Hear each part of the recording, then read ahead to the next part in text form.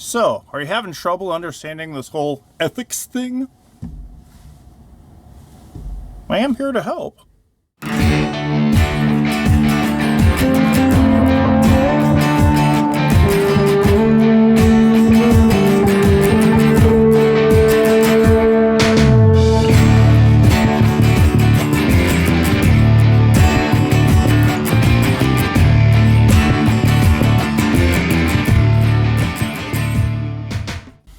One of the comments I tend to give a lot when people start sending me ideas about the ethics essay is make sure you're not writing a policy paper. Our job here isn't to say this is the new rule. And it's not to say this side is right or wrong.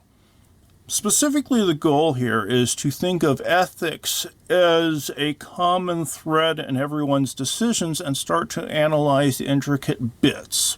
Start to analyze the specific terminology and how they balance out. How do you do that? Let's go for some examples. The day I'm recording this, I needed a tow truck. Last night I had to move my wife's car out of the driveway and one of the tires exploded on me. So I called and they told me it'd be about an hour and a half. Well, an hour and a half came and went, and I didn't actually see the tow truck until about 2 hours later. Obviously, this upset me to a large degree because I can be on edge from time to time. And it always makes me want to start to complain to someone. And what is complaining than another sort of argument? So if I was to do an argument about this, I could say that towing company X is unethical because they made me wait 2 hours longer than they said they would. Now, the question is this really an ethical argument? No. It's using the words unethical to mean I don't like them. And that's just not a good argument. Moreover, it's not one that really engages ethics. So in order to talk about ethics and what it means, let me give you a few more examples. I also have a problem with our dishwasher. It grows mold. This isn't it, actually. This is a picture I found online because I seem to have deleted the picture I have online. Ours is worse. It seems like every week you have to take the racks out and attack them with a scrub brush and such. We have a home warranty from when we bought this house, and we've called them a few times. We've actually had 4 different service calls trying to get this thing fixed. Last time, they said they finally got it fixed. And I ran a load in the dishwasher, and when they came out, my dishes had stuff on them that they did not have going in.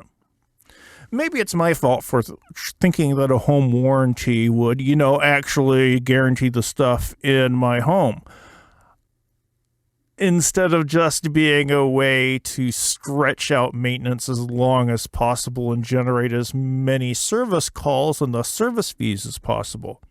Really, the people who work for the service contractors, the people who come to actually do the stuff, do you think that they should tell me that, you're not really doing things the right way here? Or is their obligation to their bosses and making money more important to them? Put in terms of an argument, one could make the official argument, repair workers should warn customers about the true chances of getting replacement appliances, because contractors for home warranty companies should have a greater responsibility to the welfare of their clients than they have for the financial gain of the warranty company.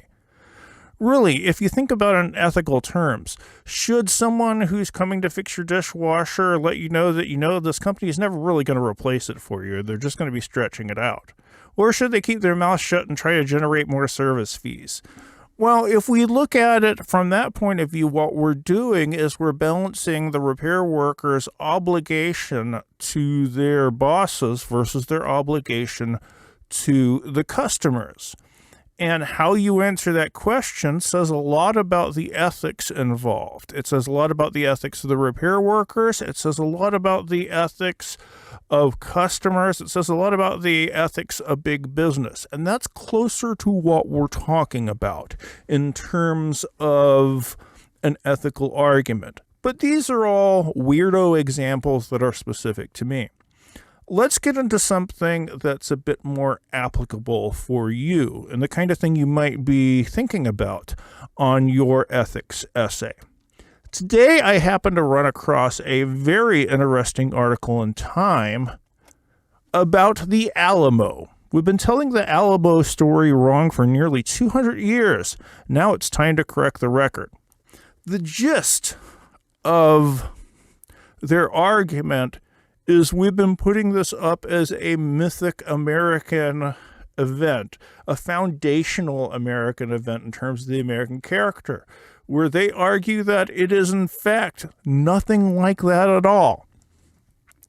The opening of the article says, imagine if the U.S. were to open interior Alaska for colonization and, for whatever reason, thousands of Canadian settlers poured in, establishing their own towns, hockey rinks, and Tim Hortons stores. When the U.S. insists they follow American laws and pay American taxes, they refuse. When the government tries to collect tax, they shoot and kill American soldiers. When law enforcement goes after the killers, the colonists, backed by Canadian financing and mercenaries, take up arms in an open revolt. As an American, how would you feel? Now you can imagine how Mexican President Jose Lopez de Santa Anna would have felt in 1835, because that's pretty much the story of the revolution that paved the way for Texas to become its own nation and then an American state. When we talk about the Alamo, in other words, we're talking about it as a great shining example of the American character, where really it was a bunch of people going into a different land and being jerkwads. So why do we tell the story the other way?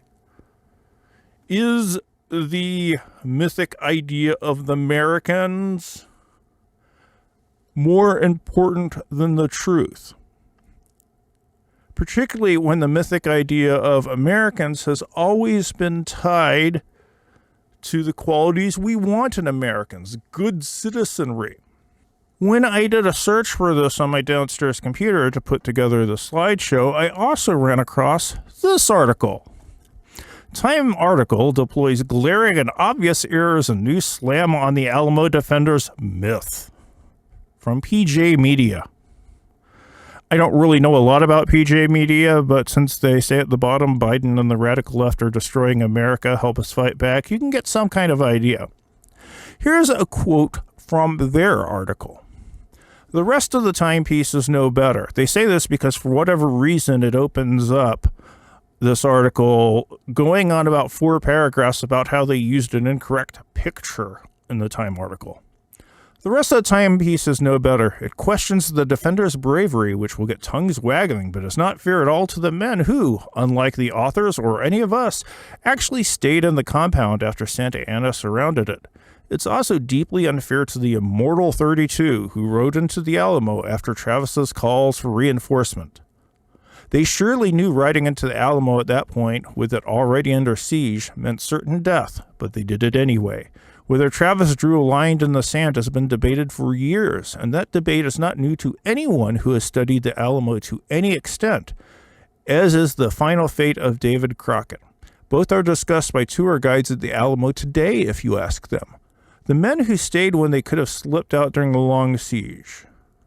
They knew what was coming. Travis knew when he fired the fort's largest cannon at Santa Anna's blood-red flag that he was being defiant, and all of his men inside knew that what Santa Anna would do based on his actions at Zacatecas, as well as his open declaration to treat them as pirates. If that's not bravery, perhaps the term has no meaning in our time. One can read this claim as the problem with the timepiece is that they don't give adequate respect to the people who were fighting at the Alamo. In other words, what's the most important thing about the Alamo? That we treat these people with honor. And Time, by questioning that, is questioning the honor of these people. How does that fit into the whole myth versus fact thing? Now, this seems an interesting argument if you're interested in what different writers say about things, but there's a more practical application to this whole debate. Some of you might end up going on to be teachers. And what should a teacher do in this situation? Should a teacher tell the truth no matter what?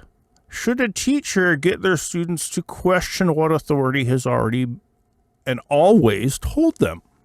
Or does a teacher have an obligation to the system which he's a part of?